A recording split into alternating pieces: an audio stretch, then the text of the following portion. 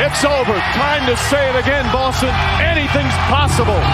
Banner number 18 has been secured. Throwing in the corner. Brown fakes, fires up the three. Bang! Bang! Missed free throw. Horford the rebound. Here's Pritchard. He loves these. Puts it up half court of the buzzer. Bang! Tatum. Oh, what a fake. Tatum. You bet.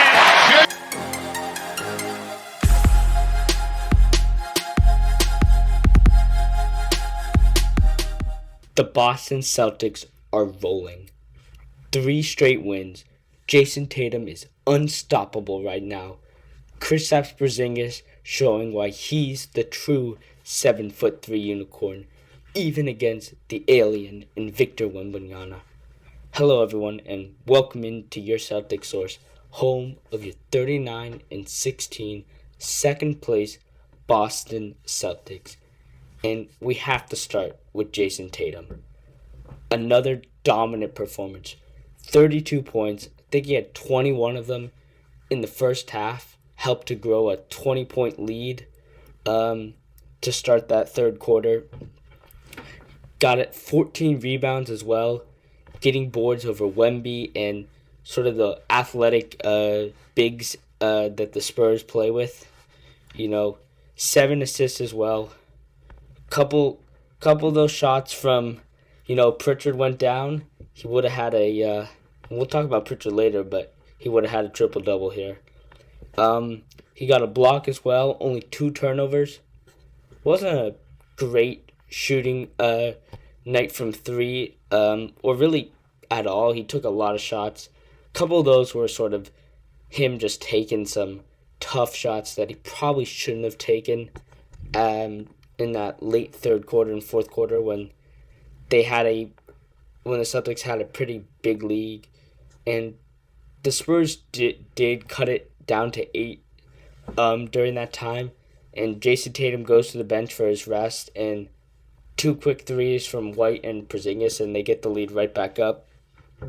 So that was short-lived pressure from the Spurs, but I guess we got to talk about Porzingis. Porzingis, had a fantastic January. Was really the only reason that the Celtics really survived that, because everyone else was playing terribly. And he's had a sort of slow couple of games here in January. But, with the absence of Brown and Holiday tonight, KP was, right behind Tatum in points, 29. 6 rebounds. He did have a few turnovers late in the game that were not really his fault. A lot of them were some bad passes. But he did a fantastic job on limiting Wemby and then just posting up smaller guys. It's been quiet, from him in the last 3 weeks, as I said before. And we're going to need him to have big nights almost every night, especially when guys are out. But even in the playoffs, we're going to have to rely on him heavily. And it's nice that, he's not the only option as it sort of was in January. They're using him when they have no other option, instead of forcing it in the post, which is great to see. Payton Pritchard, not a great game from him. 2 of 10 from 3, season, very characteristically poor night from him shooting. He did have, 7 rebounds. Somehow he's getting rebounds. Other guys are boxing, doing the hard work, and he's swooping in, sort of clearing it out, which is great because, when Horford and Tatum are boxing guys out, they can't really go in and get the rebound as easily. So it's great to see Pritchard sort of helping them out. He was tied with Tatum for a team high plus 12 on the night. And, he did some other things well. Was doing a good job guarding Chris Paul at times. I do think, this was sort of a rough game for him because of not only the shooting, but just like he couldn't get, he was having a couple,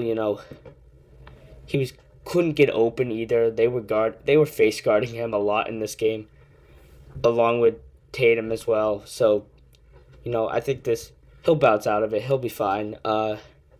He did get 10 points, couple no free throws. I'll talk about free throws for a second. Jayson Tatum only 4 for 8. The team 14 for 21. They did miss a lot of free throws. They missed a lot of 3-pointers tonight. Right? This game could have been a lot farther, a lot bigger lead than it was. Only a 13-point lead at the end. Partly because the Celtics went 18 for 55 on threes, 32%, which is not great. The Spurs did shoot even worse, only 9 for 39. And then the pure quantity of shots, they're never going to be able to beat the Celtics, even if they have a even better percentage, just because they just didn't take enough. And, Wemby was 1 for 6 on 3. His only 3 was a ridiculous sort of pump fake, sidestep, dribble over Al and KP, which, it was a nasty shot, but, he didn't really do much else in this game besides, obviously, get boards, which, he can stand at one end of the court and get a board on the other end. So, I don't really count those stats for him, because that's just so easy for him. So, the Celtics did a good job of really taking out their really only player. De'Aaron Fox did go off, had 23 points. But, other than that, this is a fantastic win. I'm going to keep it short here just because, All-Star break's coming up. Brown and Tatum are going. I am starting to get a little concerned about Jayson Tatum's minutes being so high.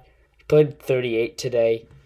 I know it's because Brown and Holiday have been out, and he's been reliable, but given that he's not getting rest or he's refusing to take a game off, and that he's going out and playing these high New York Knicks type numbers, I do get a little nervous that he's going to wear off as the season winds down and into the playoffs. But, just to watch that, he does need to take a game off here or there. I guess the All-Star break is going to give him a little bit of a rest. So, apparently he was questionable in that Miami game, and then, he decided to play in the end, and I think the Celtics staff has to do a better job of forcing him to sit just a game here and there. I don't think Brown's injured. I think they're just resting him. Holiday, I think there is some sort of injury going on because it's been so many games. But, we'll use the All-Star break to get healthy. Please like and subscribe, follow on social media. Thank you guys so much for watching. And, until next time, go Celtics.